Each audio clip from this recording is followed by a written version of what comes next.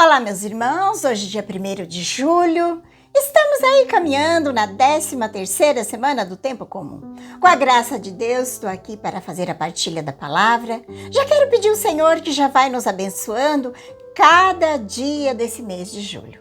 Abençoando as nossas vidas, nossa família, nossa casa, nossos trabalhos, projetos, que esteja tudo sobre a mão do Senhor.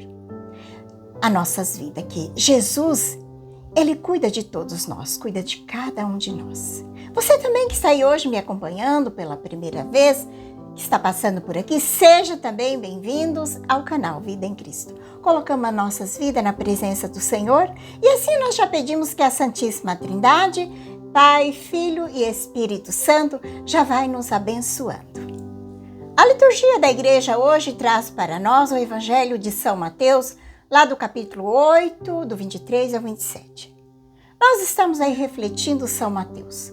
Fala da cena da tempestade acalmada pelo Senhor, aonde mostra o poder e a autoridade de Jesus sobre a força da natureza. Ele desperta em seus discípulos e em todos a confiança nele, daqueles que desejam seguir a ele. A tempestade é ameaçada e quando aquela tempestade ameaça engolir o barco que eles estavam, eles ficaram desesperados com muito medo. E com essa reação dos discípulos, Jesus diz para eles da falta de fé.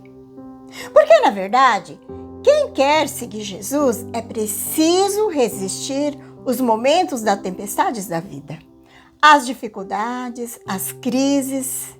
E essa passagem do Evangelho é bastante marcante na vida dos apóstolos. A gente vê aqui que São Marcos, Lucas, Mateus, todos eles narraram esse Evangelho. Os santos padres, eles fazem muito a reflexão sobre esse Evangelho.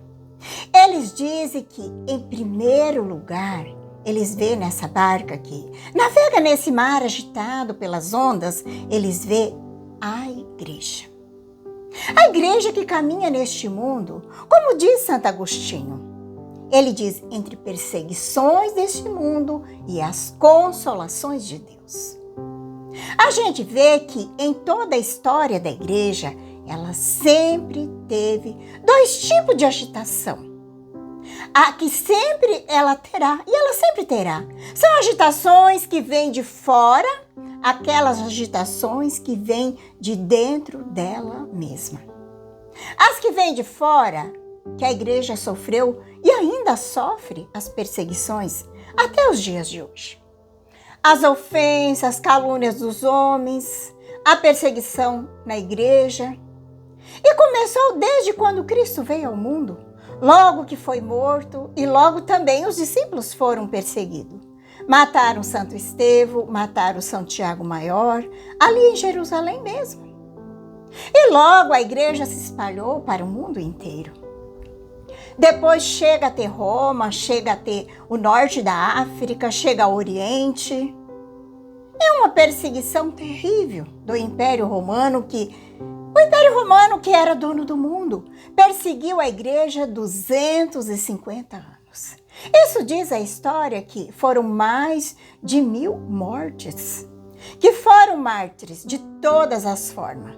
Foi uma perseguição terrível, mas a igreja, ela sempre vence no final a tempestade.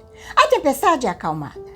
Depois de 250 anos, o Império Romano se tornou cristão pelo imperador Constantino e pelo imperador Teodósio, o Grande, que decretou pelo Dito de Tessalônico que a religião do Império Romano, que a partir daquele ano de 385, seria o cristianismo.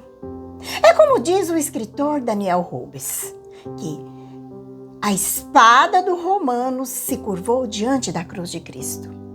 E os cristãos não usaram de violência, como ninguém. Eles não usaram de violência, mas a fé e a oração, com o sangue de muitos mártires derramado, dobraram toda a fúria do Império Romano. E a tempestade foi acalmada. Depois disso, a igreja continua sendo perseguida com tantas e tantas perseguições, até nos dias de hoje. Então, os santos padres da igreja vê nessa barca a igreja que navega nesse oceano agitado. E depois dessas agitações que vêm dentro da igreja, que são as heresias. Quantas heresias que a igreja teve que enfrentar? As heresias de Ário, que negava a divindade de Jesus, o macedonismo de Macedônia, os patriarcas de Constantinopla, que negava que o Espírito Santo era Deus. Depois outras heresias de Nestoriano, um patriarca de Constantinopla, que negava que Nossa Senhora fosse mãe de Deus. E teve muitas outras heresias. Mas em todas elas, a igreja foi vencendo através dos concílios que teve. Concílio de Nicéia primeiro, depois Nicéia II, o concílio de Calcedônia, concílio de Constantinopla. E hoje também a igreja sofre essas perseguições que vêm de fora. A gente vê aí tanta gente querendo atacar a igreja. Porque a igreja defende a vida, é contra o aborto, é contra a eutanásia, é contra as ideologias de gênero, e a igreja continua sendo atacada. São as tempestades, as tormentas, que vai acontecendo dentro da igreja e também há muitas heresias dentro da igreja e também aquelas que vêm de fora, as perseguições que vêm de fora.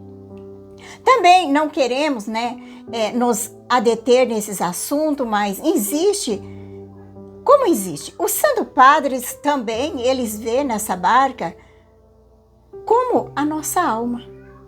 Porque nós caminhamos nesse mar agitado do mundo. Quantas agitações há na humanidade hoje? Muitas tribulações, perseguições, tentações de todas as formas. São muitas lutas internas que cada um de nós trazemos dentro da nossa alma. Os maus pensamentos, os desejos negativos e essa barca que navega também na alma de cada um de nós. E esse mar agitado também é a nossa alma.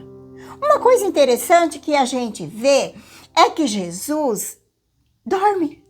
Jesus dorme no meio dessa tempestade. A água já deveria estar cobrindo o barco e Jesus deveria estar molhando pela água.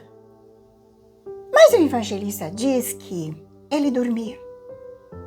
O que a gente pode ver que Jesus estava muito cansado, ele passava a noite inteira rezando, passava o dia todo trabalhando, ele deveria estar muito cansado.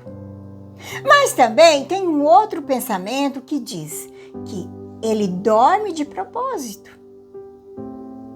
Ele dorme de propósito para deixar os discípulos lutar, para deixar que a gente lute contra os problemas da vida, sabendo que ele está ali na barca. E se Jesus está na barca, a barca não pode afundar. É assim.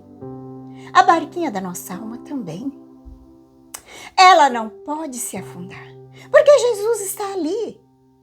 No Evangelho, a gente vê que é interessante que quando os discípulos acorda Jesus, eles dizem: Senhor, salva, nós estamos perecendo. E Jesus diz para eles: mas por que esse medo? Ó, gente de pouca fé!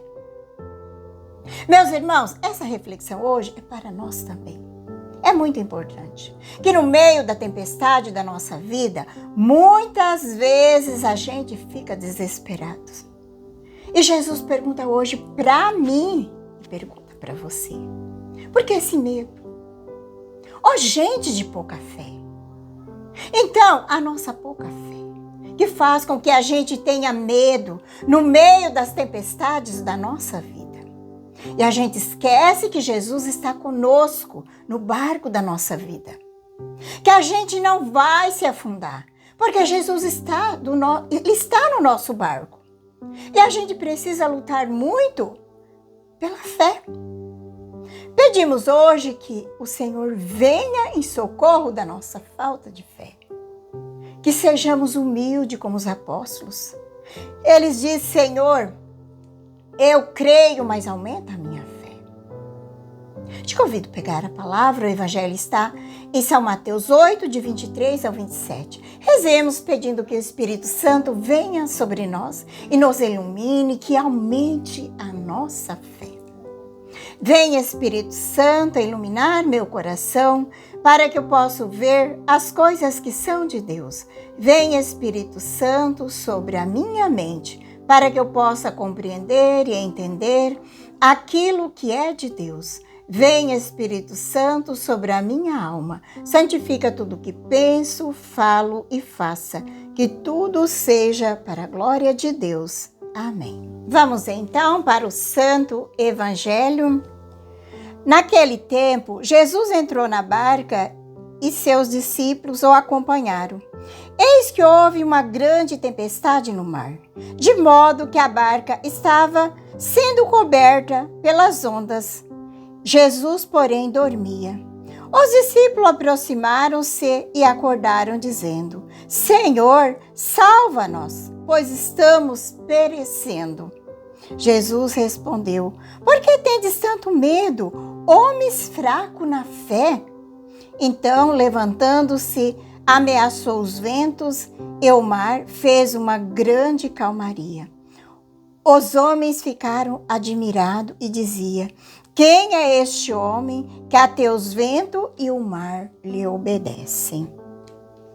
Palavra da salvação, glória a vós, Senhor.